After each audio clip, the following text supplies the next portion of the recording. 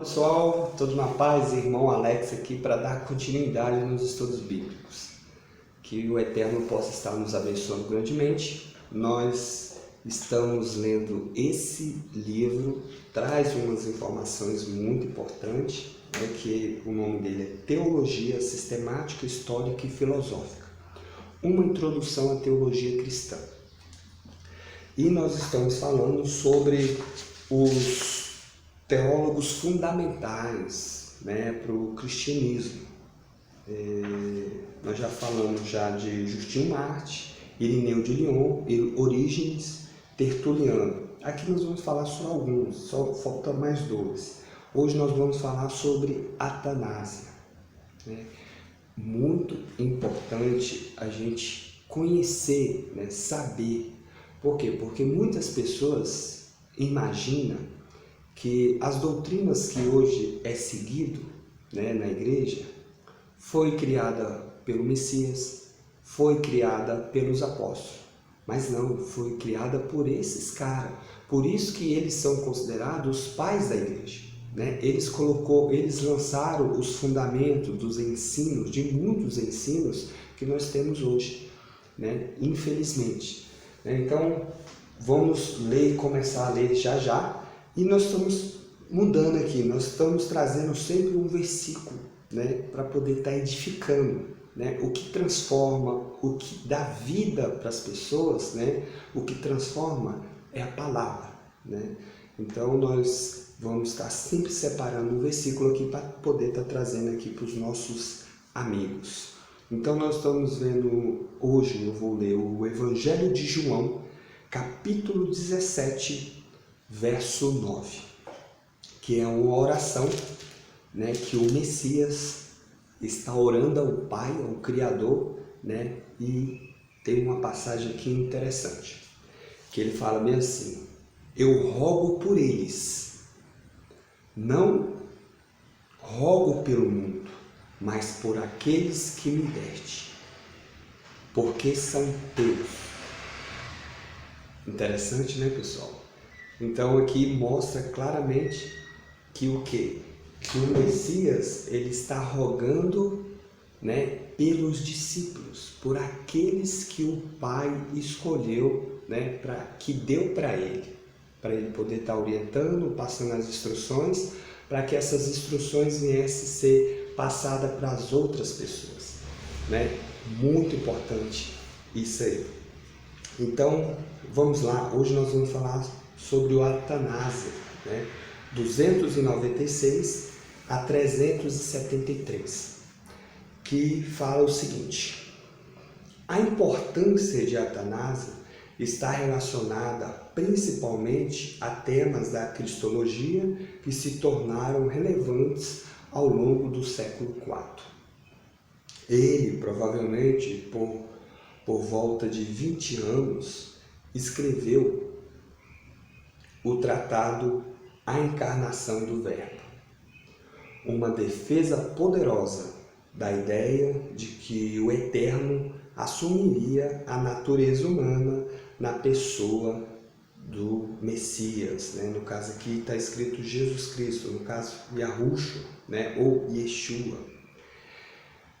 Esse tema mostrou-se de importância crucial na controvérsia arianista, o qual Atanásia deu grande contribuição. Então aqui vamos falar um pouquinho sobre isso aqui. Então ele escreveu um tratado, em uma defesa, ainda está uma defesa poderosa, da ideia de que o Eterno assumiria a natureza humana. Pessoal, a partir daqui começou a nascer muitas doutrinas, Colocou o Messias, É interessante a gente entender o seguinte, que doutrinas que é ensinadas de forma equivocada vai gerar problemas, E essa aqui trouxe problemas, Mas vamos ver aqui qual foi o motivo. Quando eu terminar de ler, eu faço um resumozinho. Vamos ver aqui qual foi o motivo dele fazer esse tratado. Um deles foi a controvérsia arianista, né? Ele ressaltou que se o Messias não era plenamente o Eterno, né, Deus aqui, como alegava Ario, desse fato ressaltava uma série de implicações, né? Então já existia pessoas, aqui no caso Ario, que ele não acreditava, né, que o Messias era de fato o próprio Eterno, né, o próprio Deus aqui no caso. Primeiro, era impossível para o Eterno salvar a humanidade, pois nenhuma criatura poderia redimir a outra. Em segundo lugar, havia de fato da igreja cristã ser culpada pela prática de idolatria, uma vez que os cristãos regularmente louvavam e oravam ao Eterno, ou ao Messias. Então os cristãos daquele período, ali no século IV, oravam e louvavam ao Messias. A idolatria pode ser definida como a adoração de algo construído ou criado pelo ser humano. Desse fato, resultava que essa adoração era idolatria. Então, olha o problema que esse cara criou, Atanásio. Ele trouxe a informação, os argumentos dele, que se você adorar, esse cara é um cara muito importante na história da igreja, se você louvar e orar, né, por uma pessoa, essa pessoa, isso é idolatria. Ele está ensinando que isso é idolatria. Então, um exemplo, as pessoas têm um determinado personagem, a pessoa orar e louvar, isso é idolatria, ele está dizendo, né? Então, ele está dizendo que os cristãos naquele período faziam isso. Então, para ele mostrar que isso não era idolatria, né, louvar e orar ao Messias, ele falou que o Messias era o próprio Eterno. Olha o problema. Que daqui depois surgiu doutrinas, né, que infelizmente tem até nos dias atuais, dizendo que Maria é mãe de Deus. Daí tu começa a entender algumas doutrinas. Maria é mãe de Deus. Né? Não tem fundamento isso, né? Então, aí por fim, esses argumentos venceram e levaram à rejeição do arianismo. Então, existiam pessoas naquele período, quem era mais influente, dependendo de onde ele estava, o que eles falavam, faziam votação, né, e ganhavam. Então você vê que criaram isso aqui, porque alguém lá falou, olha, o Messias não é Deus, né, não é o Criador.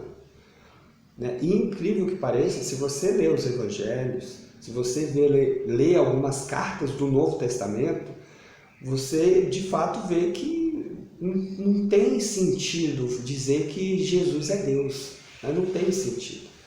Né? Então o cara conseguiu aqui vencer, né, e colocar Jesus, né, Yahushua, no caso aqui, Yeshua, como o próprio Deus. Né? Então isso aqui foi no século IV, pessoal. Né? E incrível que pareça, hoje no século XXI ainda tem pessoas que acreditam que Jesus é Deus. Até hoje tem pessoas que acreditam que Jesus é Deus.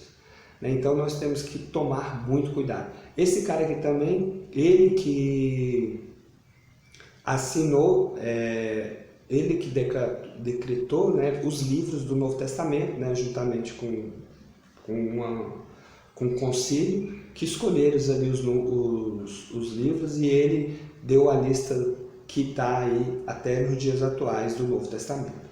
Então está aí mais algumas informações, mas você está vendo a importância de nós estudarmos, que você vai começar a entender muitas doutrinas e você tem que se desligar dela. Um exemplo, a nossa oração tem que ser ao Pai, né?